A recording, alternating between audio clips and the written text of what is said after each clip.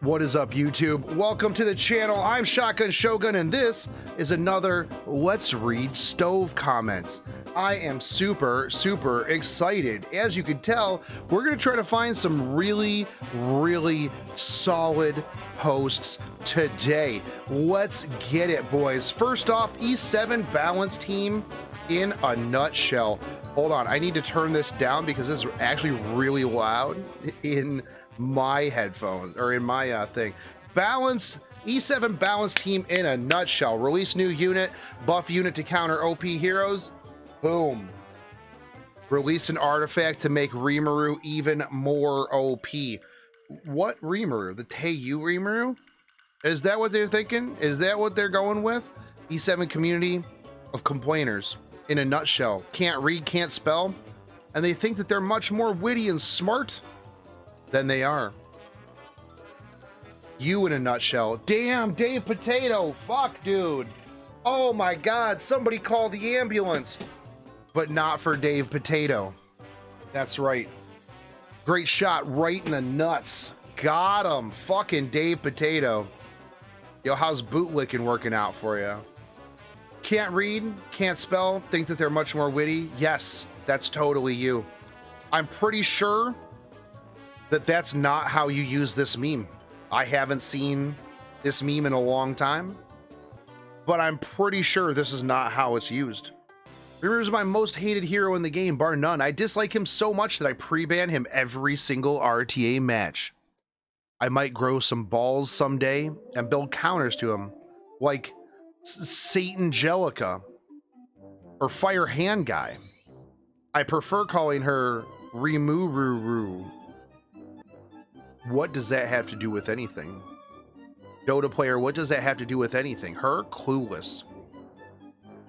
Nakaruru sister, apologies, I'm old school, Samurai Showdown vibes. Oh, you got it right, got it. Okay, that's a reference that most people didn't get. Okay, fantastic. Rimuru's only problem is the fact that he's the only hero in the game that can counter a counter and get a CR boost for doing so. A lot overlook the simple fact, but that's the main and only real problem with him. I think there's quite a few other problems with him, but it is what it is. It is what it is. That's a good start. That is a good start. Hero concept number 22, boys. Next meme. Hero concept 22. This is the 22nd original hero content. Enjoy. From Dota player rank 54. S1 attacks an enemy, inflicts all debuffs that are currently suffered by the caster on the target for 1 turn. Overflowing critical hit chance increases effectiveness of this skill by the same amount. So if you have 100% critical hit chance, you have 100% extra effectiveness. Yes, that seems fair and balanced. 100%. S2, cooldown 4 turns, attacks an enemy. Skill has a fixed 50% chance to miss. Overflowing critical hit chance increases penetration of this skill by same amount. Why would you use this?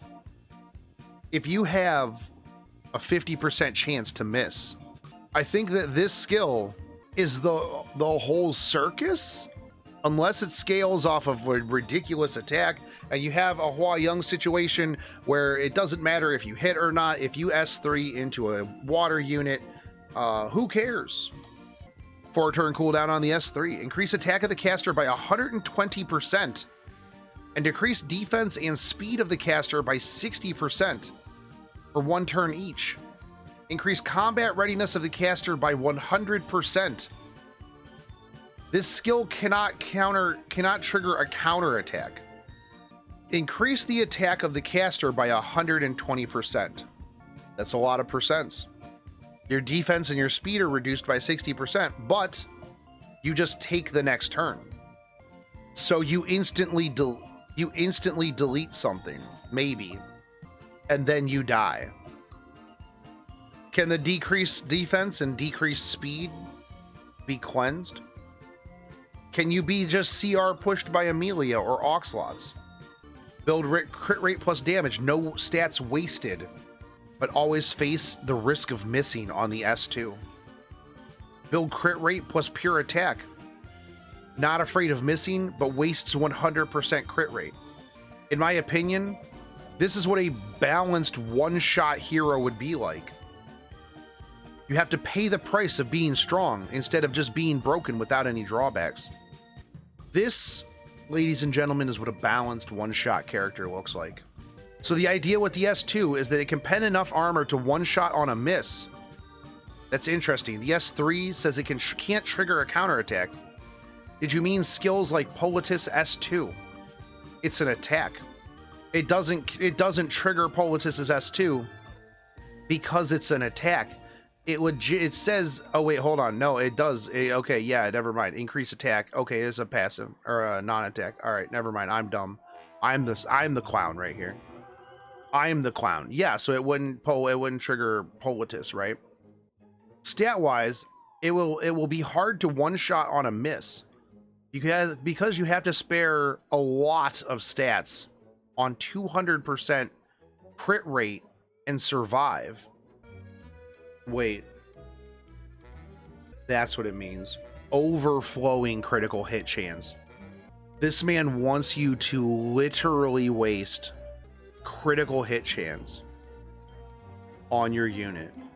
So if you have 200% critical hit chance, your S2 would have 100% pen. Your S1 would have 100% effectiveness. Okay. Okay. S3, yes. It would counter Politis. That is what he's going for. Build Politis, but Politis, Selene, or S2 aren't a counter. It's just another skill. That's true. Yeah, it's not a counterattack. SSB S2 triggers Rwana passive and is considered a counterattack. It's fine as long as the target is made clear. S3 is a non-attack. The only counterattack it could trigger is Selene Politis S2, but they're not counterattacks. They're literally abilities. They're extra attacks that come from abilities. They're not counterattacks. They're like magic for friends, which can actually attack on a counterattack. I think S1 needs some way to deal with blind debuff. ML Zerato was made immune to it because you can't land transfer debuffs on a miss. S3, ignoring the counterplay of non-attack skills, might be too strong. But the rest of the kit doesn't seem that oppressive, so it would depend on multipliers, whether it's strong or not. Friends is BS only because your friends have abandoned you. I'm sorry. That's just the way it is, Cuddy. When you have the power of friendship, anything is possible. You mean ML Zerato is vulnerable to blind? This hero's S1 is vulnerable to blind too. But S2 kind of ignores evasion, blind, or elemental disadvantage since it has a fixed 50% miss chance. That doesn't even make sense. I mean, he used to be. But since his whole thing was that he needed to return the debuffs, they made him immune to it. If the S1 doesn't have a 50% hit chance, or the unit doesn't get immunity to blind, then it will struggle against that. Considering the S2 already has a fixed hit chance, adding immunity to blind would only affect the S1. Rwana's S2 is triggered by SSB's S2 because it says in the description, bro. Triggered by dual attacks, counter attacks, and extra attacks. Mannock, absolutely, yeah, 100%. Let him be. He doesn't play the game to know what you just said. All you do is waste your time. Bro, how's S3 supposed to not trigger a counterattack if it's a buff? Attack skills trigger counterattacks, and buffs don't trigger them anyways. So you just added an unnecessary explanation. You're transferring to Selene's, if you're referring to Selene's S2, that's an extra attack triggered from a passive skill. There's actually a mechanic to counter it. The debuff is named Seal, and only Mario has it for now. Anyways, you don't know those things because you don't play the game. And come here because you have way too much free time.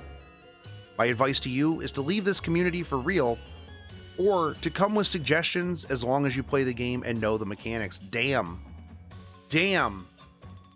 Bro, don't even come here with this BS if you don't play the game. Dave Potato doesn't really play the game much, but I actually appreciate his comments.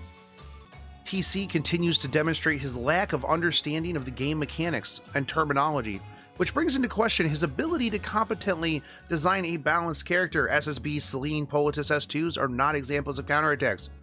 A quick glance in the game journal would reveal that there are in fact extra attacks. But it seems reading is a premium skill these days. Reading is indeed a premium skill. That was a pretty mediocre balanced concept for a hero. Content idea. They are on it today. Fortune teller, seer. Here's a simple quality of life improvement idea that might make the game way more enjoyable and minimize frustration. It would also address one of the most difficult problems in the game, gearing heroes. That's right. What if there was a fortune teller or a seer that you could visit, and for a price would allow you to see what a particular piece of gear would be at plus 15 enhancement. Make the currency to learn those stats something that can be earned by playing, i.e. free to play friendly. Preferably Stigma, but Brave Crest might work too. I can't tell you how many times I've crafted or gotten as hunt from a loot what looked like a great piece of gear, only to have the stats not really increase when I dumped a lot of charms and fodder and weapons into it. Because of the RNG in this game, it would be a nice way to take some of the uncertainty away when we roll something that looks awesome and we're not sure whether or not to max it out. Well, considering I don't think that everything on a piece of gear is predetermined and every time you level it up you get an RNG check on what you have, this would literally just be like, oh hey, do you want to plus 15 this and then potentially lock those stats? This would have to be like a once in a while thing. If you could just check every piece of gear that you have with Stigma, why would you ever level anything that's not practically perfect? Like, that takes out the whole RNG aspect of it, which I mean, I guess isn't really a bad thing, right? All gear is seeded. I don't necessarily believe that. Yeah, I don't know. I don't know about that one. But yeah, if you could just go do this, then why would you ever level gear? Yeah, no one would, and then everybody would be like, oh, this isn't literally the most perfect piece of gear. If it wasn't, then why do all my perfect pieces roll flat HP? Well, that's true. Okay, you're right, Nazrin. It's seeded against you. Highly unlikely to ever be a feature in the game. Functionally not plausible. The rolls on each substat are determined at the time you roll them. Therefore, even if they're randomly generated, what a piece could look at plus 15, it could and likely would be completely different once you actually rolled it. Yeah, we would be drowning in gold. At that point, the prediction is no better than anyone you could have made up on your own. The only alternative would be to lock the results predicted, which I suppose could save resources over time on pieces that you don't upgrade. But ultimately seems just like a separate resource dump that offers little benefit over using good sense in upgrading pieces. There you go, that's how you do it. When you see the fortune teller, it effectively rolls the gear right then and locks it in. Offers little benefit over just using good upgrading sense. That's exactly my point. You don't know. I don't know how long you've been playing, but I've been here, I've been at this long enough to have gear look amazing at first, but end up not having great stats at plus 15. Realistically, if you didn't stop at 6 or 9 and you took it all the way to 15, then you don't have good gearing sense. That's really just the reality of it. Yeah, if it's good at 9, then, or if it's great at 9 enough to go to 15, then it's still a usable piece after you take it to 15. That's just, unless you're speed chasing and then you get like 2 1s on speed, and then, well, you just got fucked. That's really what it is. You know, then you should just, you know, feel bad about yourself in the morning because it was bad. You know, you got fucked, it wasn't good, and you just feel bad about yourself in the morning. That's really what it is. You know, I've got a rare, i.e. dark steel whatever neck on my Charles that's absolutely monstrous. Okay, a monstrous blue. Okay, Treon. This is a gear gacha. I play games, I play gacha games, but it was never this hard to gear my heroes. Maybe if we could roll the existing gear stats with gold until it rolls well. then people would just complain about not having gold, or the fact that it's rigged. If you use gold, it'll never roll well. You know, I'll be real with you. Dislight, every roll is max. We're Monster Cat mains. We're Monster Cat gotcha mains. All right, we've got one more. Even Odin is mad at this clown fiesta. He's always mad at this clown fiesta. Is there anything else even good? I don't really see too much. Those were pretty solid. See Lilius or A Ravi about skills that debuff one buff. We need more events each week. More bookmarks. Okay. This one's good. Hey, Minty. So we get a side story event which spans about 3 to 4 weeks. Usually just this one. 10 stages. No, it spans 2 weeks. We get a side story that spans 2 weeks. We rarely get a side story that spans 3 to 4 weeks. And those are huge. Those are gold transmit side stories, not silver transmit side stories. So first off, you're starting off not knowing what you're talking about. The side story can be finished in less than 3 hours. On the 3-stage huge side story, we can open one each week. That's true. This might be even more than 1 month. No, those are 3 to 4 weeks. Those are usually 1 month. So this person immediately doesn't know what it is that they're talking about. Several other events. Advent drops modification materials. New players can't even finish it. New players shouldn't be able to finish it. Puzzle, rewards, side missions. Doing missions give rewards. This one should be in every week, or at least 2 weeks. I actually really like these ones because, well, I can just do them while I'm doing hunts. Ancient Inheritance, the best feature to get things, but when will it come back? You literally posted this yesterday on Stove. It literally told you on the 16th. So we can already tell from the beginning of this post, this person, A, doesn't know what they're talking about. B, doesn't know how to read. Fantastic. I think they need to add an event that gives 1, Mystic Metals or Galaxy Bookmarks as the exchange option. 2, side event that do not cost energy, but limited entry per day, like 5 times a day or 10 times a day. 3, make it so side story is not just 1, but at least 2 or even 3 running together. Then you're going to complain about not having enough energy. That's the reality of that one. 4, some stories are a rerun, so it's still okay to put it together with a new side story, since new players can access and also get that reward. And then those players are going to be like, holy shit, dude, bro, guy, I don't have enough energy. I don't have enough time to do this. I am a casual player. Not everybody plays this game 20 hours a day. Is what it is, man. Add more new events, different than what we have right now. Even a simple event is nice. Like what? Example number 5, they can add Penguin Dungeon, or Gold, or Phantasma Dungeon, limited entry per week. Or a challenge-based arena, which gives you a set of teams, and you try to defeat the enemy in like 5 fights in a row. Then lets you even play the unit you don't have. Okay, yeah, still not enough energy. Yeah, I don't have enough energy. Or even an Abyss type challenge, and you can upgrade your characters like automation in every fight, if win, and the challenge becomes harder in Labyrinth settings. So you mean like Abyss, or like Automation Tower. Special events that have limited entries with no stamina is a good opinion. Many games do that. Would be cool to get a special daily gold hunt, guaranteed epic gear drop, or a bunch of crafting materials dungeon. Yeah, actually, I wouldn't mind that. I've always said that they needed to have extra hunts for like catalysts or gold or something like that, so you have more options. Or get the featured events heroes by grinding the event mission, just like other gotchas, Shining Beyond. That would be more satisfying, rather than getting bookmarks or leafs or charms or any other random crap. Except that it would be a 4-star and it would be event character, and it really wouldn't be that good.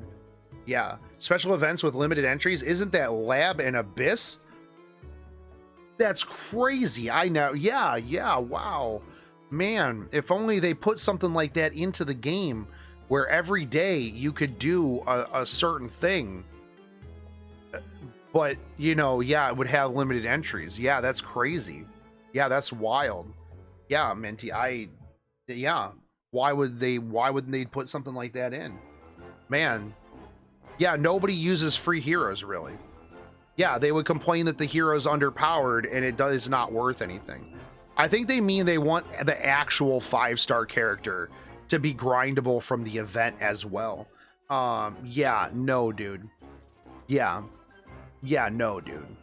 It's true that plenty of gacha games do that, but most of the event heroes tend to be weaker or outright meh when compared to the banner ones. And considering all the inventory hero waiting room limitations that this game has, even now, and they didn't properly address it, we would have run out of space maybe a year ago. Dude, I'll be real with you.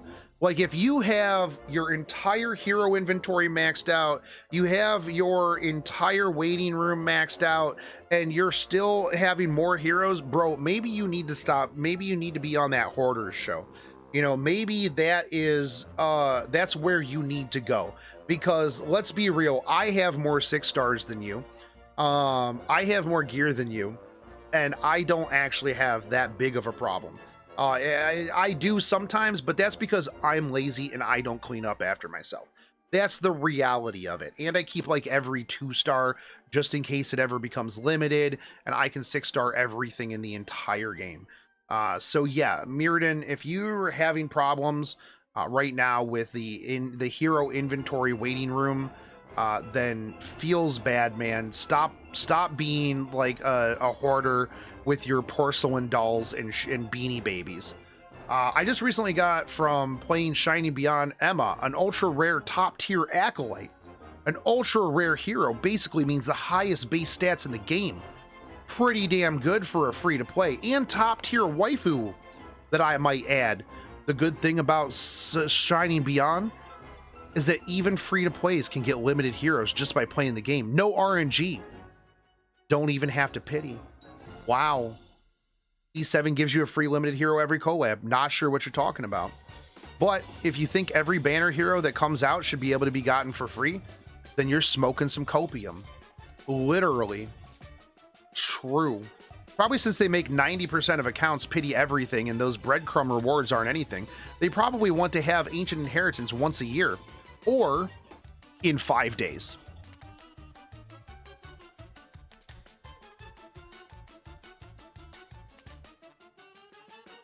We can't read anything in the game. And we're just gonna complain. Fucking read the patch notes, my dudes, before you complain about when things are going to come out. Holy crap. Let me correct some things. Side stories are 2 weeks long. There's some special side stories that'll run for 3 weeks, but we'll open only 1 week at a time. You can't complete the side story in 3 hours because before getting everything in the shop, no friendship box, you need a day and a half of free energy. Advent is an endgame content, so new players don't need to be bothered about it. True. Puzzle side stories are shit. But we'd be fine as every 2 weeks is an extra. So normal side story and puzzle. I actually don't mind the puzzle ones because I'm not stressed.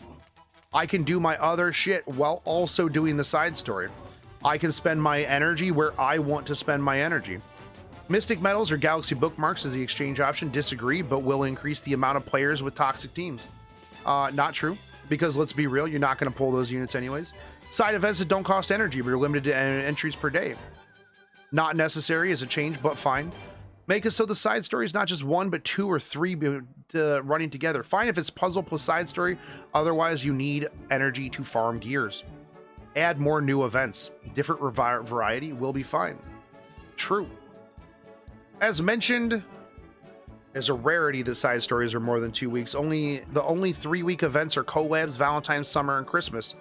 No SS has ever been a 1-week event. And only 1 year Guilty Gear as a 4-week side story. They just recently add Mystic Marks to the guild shop, double monthly Greater Transmit Stones, and Greater Bookmarks now have an extra 4 to 5 every 20 pulls, with no new MLs until late next month. I highly doubt they're going to further increase the ability to collect Mystic Marks or Greater Bookmarks. Players in general hate the entry limit model. See all the complaints about epic hell difficulty in the side story being limited. Even when they do time-gated events, people complain. So I don't think they'd start doing that for more events than they already do. Co-running new old side stories lead to new players unfriendly and rarely done. Powering through the story and shop in 3 hours only means that you're an endgame player with too much energy to burn. You want an energy sink, which is what most players do not want. D. Rosen, yes, actual clown. Actual clown. People, if you're gonna complain about something, make sure that you know what you're talking about, or else you become the whole ass circus. It is what it is.